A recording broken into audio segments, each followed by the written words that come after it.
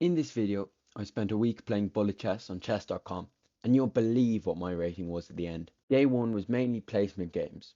I played with 2 minutes on the clock with 1 second increments per move. My rating fluctuated massively throughout the day due to gaining or losing 20 ELO points per game. I was blundering many games due to focusing on beating my opponents on time rather than on skill. In terms of opening, I played trick openings such as the fried liver and the infamous blackburn shilling gambit. In hindsight, this was a mistake, which I'll get to later. I played 10 games on this day and my ELO finished at 588. Day 2 wasn't very good at all.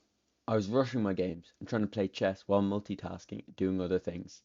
This was a huge mistake and I kept getting checkmated rather than losing on time. My ELO dropped nearly 50 points to 530 by the end of the day, despite playing 15 games. Day 3 was a low point of the challenge. I played 11 games and was blundering left, right and centre. At this point in the challenge, I was getting frustrated and starting to feel like I was wasting my time. By the end of day 3, my ELO was down to 514. If you're enjoying the video so far, stick around to the end by giving my tips and tricks for bullet chess. I forgot to record day 4, so here's a clip of a game from day 7 that I'll talk about later. Today I decided to play 1 minute games as well as 2 minute games. Started to win lots of games and my ELO went up to 578 points. I was really trying to focus on the tactics I learned in my previous video doing 1 week of puzzles. That helped dramatically. Day 5 involved entirely 1 minute games. I understand they require less skill than 2 minute games because you're mainly focused on winning on time, but they're a great way to improve your ELO. By playing 1 minute games, I had an all-time high of 613 ELO, a great result. On day 6, I played mainly trick openings, such as the Scholar's Mate. Do not do this. Even at 600 rating, people didn't fall for it.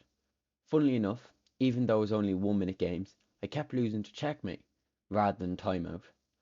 My rating dipped down to 565 at the day's end, which was a bit of a letdown. Day 7 was a phenomenal finish to the challenge. Can't believe it took me 7 days to realise you should play proper openings similar to rapid chess.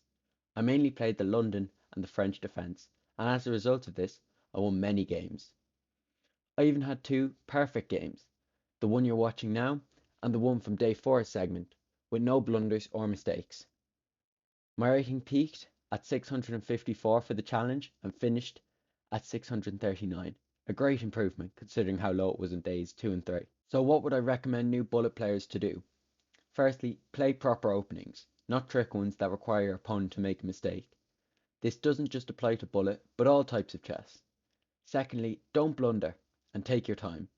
If you're playing with increments, you can make the time back by pre-moving captures.